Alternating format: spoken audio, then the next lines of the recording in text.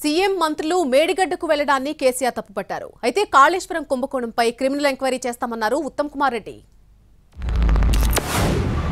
గడ్డ పోతాము, బూరుగడ్డ పోతాం, బొందలగడ్డ పోతాం.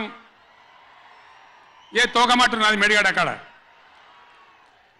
మీ బండారం బిడ్డ ఈ స్టేజ్ మీద కూర్చున్న నాయకుల మీద అవుతున్నాము.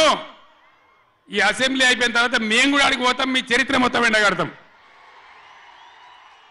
ఓ లంగ చేత పెట్టి పోయిన ప్రభుత్వాన్ని బదనాం చేయాలి, బట్టగాల్చి మీదేయాలని మేము మేడిగడ్డ పోతాం. ఏం బిక్తాం మేడిగడ్డ అక్కడ పోయి?